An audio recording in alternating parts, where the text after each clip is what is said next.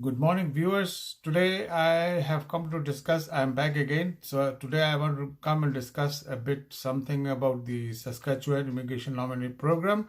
I think we're having some kind of misconception about the program, and there are some people and there are some creators who are actually uploading their programs from the website, and they're just putting the whole thing from the website. But I just want to discuss this issue in a something in a broad way, so that it becomes a bit clear to you on what actually Saskatchewan immigration program is.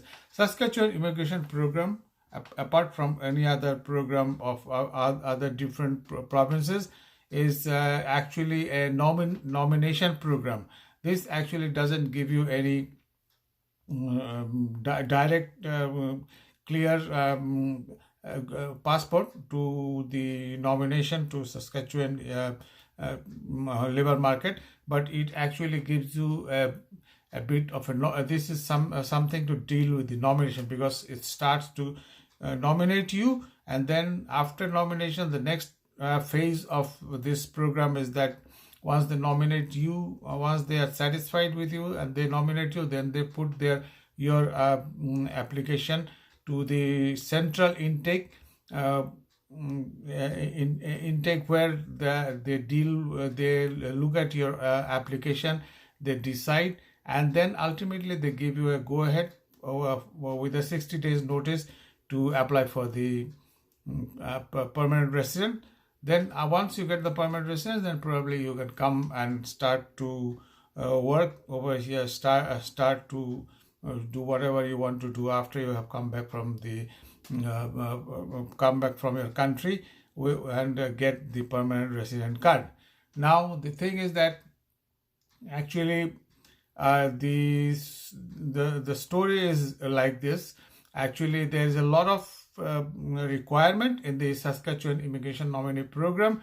I'm talking about Saskatchewan because Saskatchewan is a bit on the progressive side to find out people who want to come, and then there are a lot of vacancies over here. The application intake since as of today is that actually they want to take around 4,000 people, 4,000 candidates within the first year. But they have application intake for 4,000 people, but the number of people that has come is much less. The remaining number of candidates is 3,315 or something like 3,300 people. Basically, in the health sector, the maximum number of people that they want to give is 1,200, where the remaining number of candidates is 1,085. Students, they have 1,300 vacancies, where where they have taken only maybe something like 200, and the remaining number is 1048. In the hospitality sector, that is hotels and all other places, the number of intake they have declared is 200, and the remaining number of people, the candidates they want to take is 191. For truck drivers, it's much more serious in the sense that the truck drivers, they have much more requirements. Like they have 50 truck drivers position vacant, only two of them have been fulfilled, and then the remaining number is 48. In the farmers category, they have 50 openings, where the remaining number is 48. Now I just want to discuss a bit about the process. It's a two-way process. The first one is you have to submit an online application to SINP. But this one doesn't give you a guarantee of getting the PR or getting a job offer. This is just to assess an eligibility criteria. So once you submit the online application, you have to submit an online application where you will pay your fees in the express entry system, and then This express entry system will give you a confirmation, and then once you apply, you fill up all your requirements, then they give you a confirmation receipt, and then after you have paid the fees of $350, they will be pre-screening the complete application, and then after pre-screening the application, they will review the documents, all your documents, and then they will decide the accessibility, assess the eligibility criteria. Then after that, they will be reviewing your application, and then they will give a final recommendation, which they will notify you by an email. And then after notifying your email, they will send you a package, a nomination package to you. And then after they have sent you the notification package, they will inform the IRCC, the National Intake Authority, for approval. At that stage, the National Intake Authority will again review your application, confirm your whatever forms and documents you have given, and then they will be sending you a confirmation letter to apply, to invite, and they will invite you for a PR within 60 days. For the eligibility criteria, as I have told you, that they are looking for your eligibility criteria. The eligibility criteria is Federal Skilled Worker Program, then they have the Federal Skilled Trade Program, and then they have the Canadian Experience Class Program. Under this 3 program, they have categories like O, which is management, A and B, which is work-based. So the basic requirement for these categories is that you should have at least 1 year of work experience in the last 10 years. Education, you have to provide your certificate, which is master's, graduation, or a trade certificate, which you have to provide.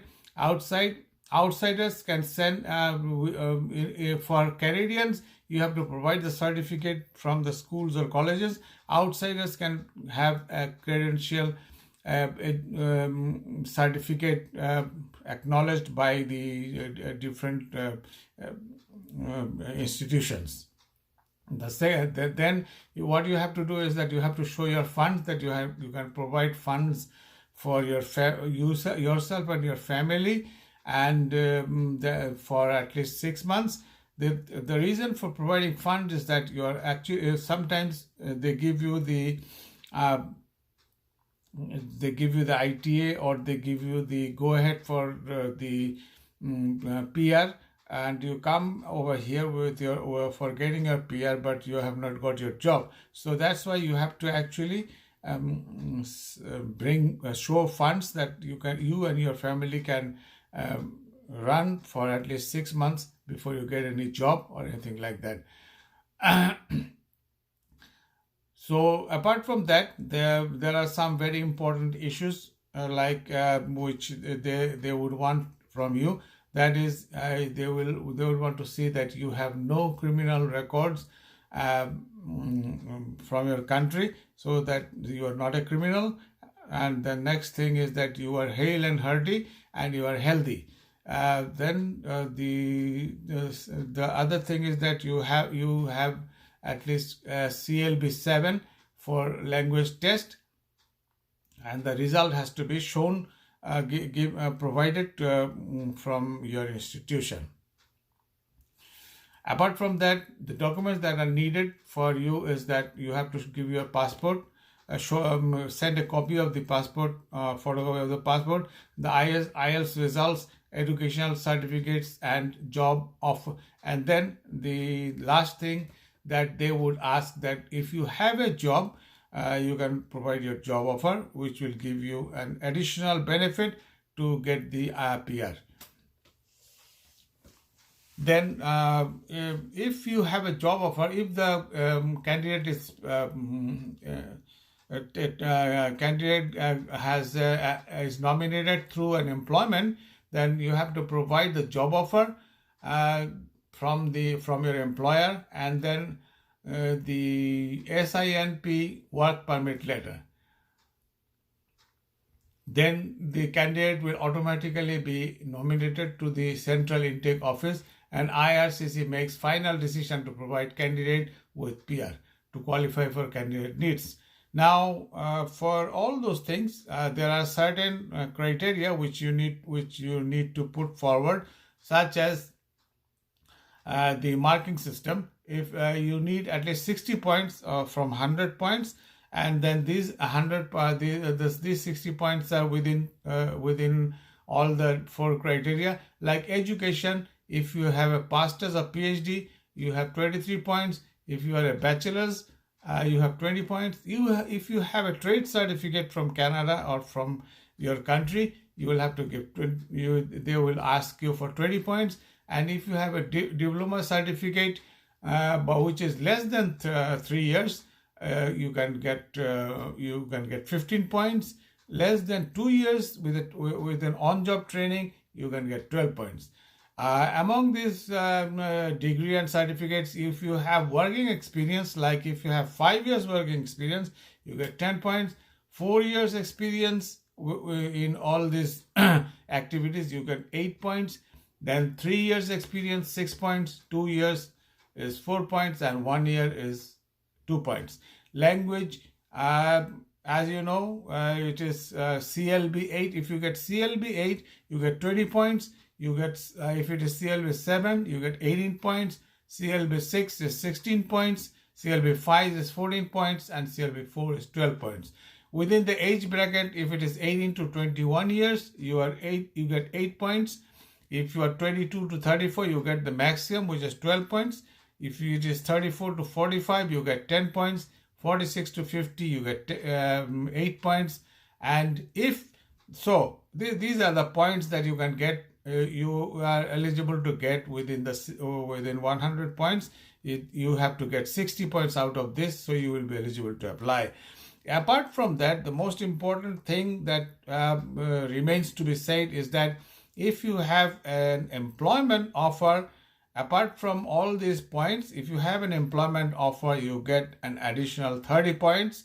If you have a relative, you get you get 20 points. If you have past work experience in Saskatoon or in Canada, any other place in Canada, you get 5 points. Or if you have studied over here and you have some work experience over there, you get another 5. You get 5 points. So these are the different categories, different things that come up. So if you have a job offer, you have the highest chance of coming to Canada with all the requirements. If you don't have a job offer, then you have to fight with all these points and get 60 points, apply to the intake office, and then probably, if you are lucky enough, you just get the invitation for a PR. So that is basically the Saskatchewan Immigration Nominee Program. Basically, this is a nomination which they send to the central intake. The central intake is the ultimate authority to make any decision.